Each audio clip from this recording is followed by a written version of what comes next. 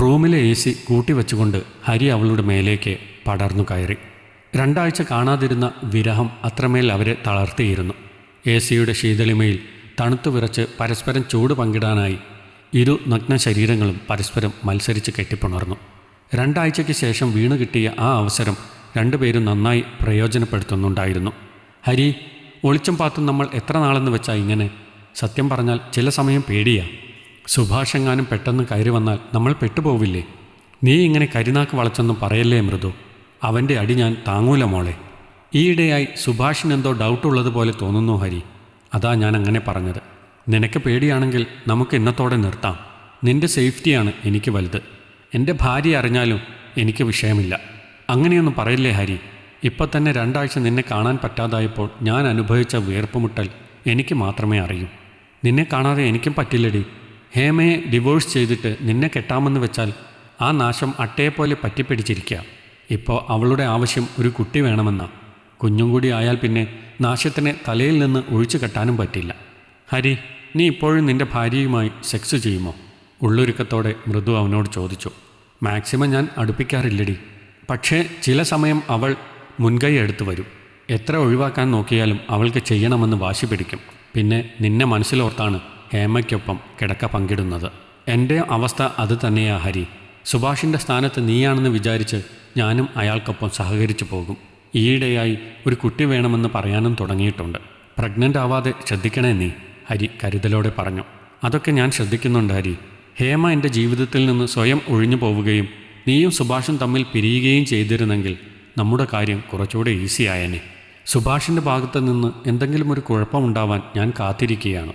അവൻ്റെ ഫോൾട്ട് കൊണ്ടാണ് ഞാൻ ഡിവോഴ്സ് ആവശ്യപ്പെടുന്നതെങ്കിൽ നല്ലൊരു തുക ജീവനാംശം വാങ്ങി ഗുഡ് ബൈ പറഞ്ഞു പോകാമായിരുന്നു. ഇതിപ്പോൾ ഇതുവരെ അയാളുടെ ഭാഗത്ത് നിന്ന് മിസ്റ്റേക്കൊന്നും വന്നിട്ടില്ല. എന്തെങ്കിലും കിട്ടാതിരിക്കില്ല മൃദു, നീ സമാധാനപ്പെട്. ഹരി അവളെ തൻ്റെ നെഞ്ചിലേക്ക് വലിച്ചിട്ടു. ബിസിനസ്സുകാരനായ സുഭാഷിൻ്റെ ഭാര്യയാണ് മൃദു. 3 വർഷമായി അവരുടെ വിവാഹം കഴിഞ്ഞിട്ട്. ഇതുവരെ കുട്ടികളൊന്നും ആയിട്ടില്ല.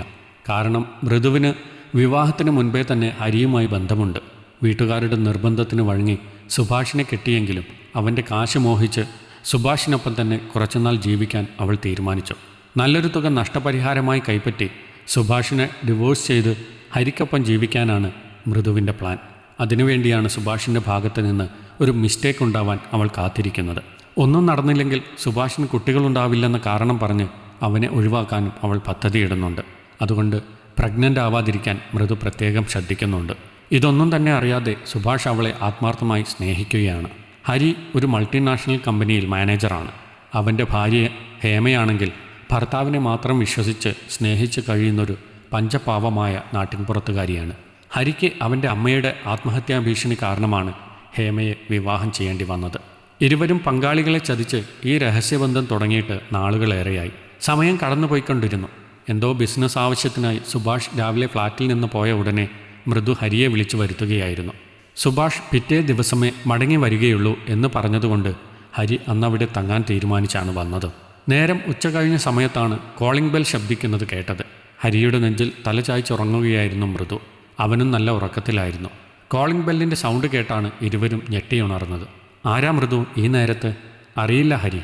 സുഭാഷാണോ? ഏയ്, സുഭാഷ് ആയിരിക്കില്ല. അയാൾ നാളെ വരൂ. പിന്നെ ആരാ ഈ നേരത്ത്? പോയി നോക്കട്ടെ. ചിലപ്പോൾ അടുത്ത ഫ്ലാറ്റിലെ ആരെങ്കിലും ആകും. നിലത്തഴിച്ചിട്ടിരുന്ന വസ്ത്രങ്ങൾ വാരിയെടുത്തുകൊണ്ട് മൃദു ഹാളിലേക്ക് പോയി. ടെൻഷനേതുമില്ലാതെയാണ് അവൾ വാതിൽ തുറന്ന് നോക്കിയത്. തൊട്ടു മുന്നിൽ ചെറിയൊരു പുഞ്ചിരിയോടെ നിൽക്കുന്ന സുഭാഷിനെ കണ്ട് മൃദു നടുങ്ങി തരിച്ചുപോയി. സുഭാഷ് മീറ്റിങ്ങിന് പോയില്ലായിരുന്നോ? വാക്കുകൾ തപ്പിപ്പെറുക്കി അവൾ ചോദിച്ചു. അത് ക്യാൻസലായി മൃദു. അതുകൊണ്ട് ഞാൻ തിരിച്ചു പോന്നു. അവളെ മറികടന്നവൻ അകത്തേക്ക് കയറിയതും മൃദുവിൻ്റെ നെഞ്ചിടിപ്പേറി. സുഭാഷ് നേരെ തങ്ങളുടെ ബെഡ്റൂമിലേക്ക് പോകുന്നത് കണ്ടതും അവളുടെ ശരീരം വിറപൂണ്ടു. എല്ലാം ഇതോടെ കഴിഞ്ഞുവെന്ന് അവൾക്കുറപ്പായി. അവനെ തടയാനോ ഒന്നും കഴിയാനാവാതെ തളർന്നുപോയ കാലുകൾ ഭാരപ്പെട്ട് മുന്നോട്ട് വച്ചവൾ അവന് പിന്നാലെ പോയി. ബെഡ്റൂമിനുള്ളിൽ കയറിയ സുഭാഷ് കയ്യിലിരുന്ന ബാഗ് അലമാര തുറന്ന് അതിനുള്ളിൽ വെക്കുകയും തലയിണയുടെ അടിയിൽ നിന്ന് അയാളുടെ മൊബൈൽ പുറത്തെടുക്കുന്നതും മൃദു കണ്ടു. ഇത് സുഭാഷിൻ്റെ പേഴ്സണൽ ഫോണല്ലേ? ഇതിവിടെ മറന്നു വെച്ചിരുന്നു. റൂമിനുള്ളിൽ ഹരി കാണാതെ തെല്ലൊരു ആശ്വാസത്തോടെ അവൾ ചോദിച്ചു. മറന്നു വെച്ചതല്ല, മനഃപൂർവ്വം വെച്ച് പോയതാ. അതുകൊണ്ട് ചില കാര്യങ്ങൾ അറിയാൻ പറ്റി. ബാത്റൂമിൽ കയറി ഒളിച്ചു നിൽക്കുന്ന നിന്റെ കള്ളക്കാമുകനോട് പുറത്തിറങ്ങി വരാൻ പറയും. അതുവരെ സൗമ്യനായി നിന്നിരുന്ന സുഭാഷിൻ്റെ ഭാവം മാറിയത് പെട്ടെന്നായിരുന്നു. വന്നത് സുഭാഷാണെന്നറിഞ്ഞതും ഓടി ബാത്റൂമിൽ കയറിയതായിരുന്നു ഹരി. പക്ഷേ അവൻ തങ്ങളെ കണ്ടുപിടിച്ചെന്ന് മനസ്സിലാക്കിയതും കുറ്റവാളിയെപ്പോലെ അവൻ തലകുനിച്ച് പുറത്തേക്ക് വന്നു. കുറച്ചുനാളായി എനിക്ക് നിന്നെ സംശയമുണ്ടായിരുന്നു. പക്ഷേ നിന്നെ ചോദ്യം ചെയ്യുമ്പോൾ സകല തെളിവും വേണമെന്ന് എനിക്ക് തോന്നി. ഈ മൊബൈലിൽ നിന്ന് എൻ്റെ ബിസിനസ് ആവശ്യത്തിന് ഉപയോഗിക്കുന്ന നമ്പറിൽ കോൾ കണക്ട് ചെയ്ത് റെക്കോർഡിൽ ഇട്ടിട്ടാണ് ഞാൻ ഇവിടുന്ന് പോയത്. നിങ്ങളിവിടെ പറഞ്ഞതെല്ലാം ഞാൻ കേൾക്കുകയും ചെയ്തു. എന്തായാലും നിൻ്റെ ഐഡിയ നല്ലതായിരുന്നു മൃദു.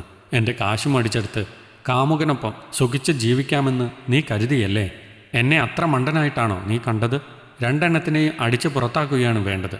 പക്ഷെ നിങ്ങളെ തൊട്ടാൽ എൻ്റെ കൈ നാറും. ഇപ്പം തന്നെ നിനക്ക് എടുക്കാനുള്ളത് എടുത്തിട്ട് എൻ്റെ ഫ്ലാറ്റിൽ നിന്ന് ഇവനെയും വിളിച്ചോണ്ട് ഇറങ്ങിപ്പോക്കോ. അതാണ് നിനക്ക് നല്ലത്. 1/2 മണിക്കൂർ സമയം ഞാൻ തരും. അതിനു മുൻപ് ഇറങ്ങിയില്ലെങ്കിൽ ഞാൻ പോലീസിനെ വിളിക്കും. പിന്നെ പോകുമ്പോൾ എൻ്റെ കാശിന് വാങ്ങിയതെല്ലാം ഇവിടെ വെച്ചിട്ട് പോയിക്കോണം. പകയോടെ സുഭാഷ് അവളെ നോക്കി പറഞ്ഞു. അവൻ്റെ നോട്ടം നേരിടാൻ കഴിയാതെ മൃദു മുഖം കുനിച്ചു. എടുക്കാനുള്ളതൊക്കെ ഒരു ബാഗിലാക്കി ഇരുവരും ഇറങ്ങാൻ തുടങ്ങി. അതെ, ഹരിയുടെ വീട്ടിലേക്ക് പോവാതിരിക്കുന്നതാണ് നല്ലത്. അവൻ്റെ അമ്മ നിങ്ങളെ അവിടെ കയറ്റില്ല. പിന്നെ നിൻ്റെ വീട്ടിലും ചെല്ലണ്ട. അവിടെ ഞാൻ വിവരം അറിയിച്ചു. നേരം വെളുക്കുമ്പോൾ ഇവിടുന്ന് സ്ഥലം വിടുന്നതാ നിങ്ങൾക്ക് നല്ലത്. എന്നെ പറ്റിച്ച് ഇത്രനാൾ ജീവിച്ചതിന് ഒരു പണി നിങ്ങൾക്ക് ഞാൻ തന്നിട്ടുണ്ട്. അത്രയും പറഞ്ഞിട്ട് സുഭാഷ് അവരെ പുറത്താക്കി വാതിലടച്ചു. 2 വീട്ടിലും സുഭാഷ് തന്നെ വിളിച്ച് കാര്യങ്ങൾ അറിയിച്ചതുകൊണ്ട് വീട്ടിൽ പോകാൻ കഴിയാനാവാതെ അവർ ഹോട്ടലിൽ റൂമെടുത്ത് ആ ദിവസം കഴിച്ചുകൂട്ടി. സുഭാഷ് തങ്ങൾക്ക് എങ്ങനെയാണ് പണി തന്നതെന്നറിയാതെ ആ രാത്രി ഇരുവരും സമാധാനമില്ലാതെ തള്ളി നീക്കി.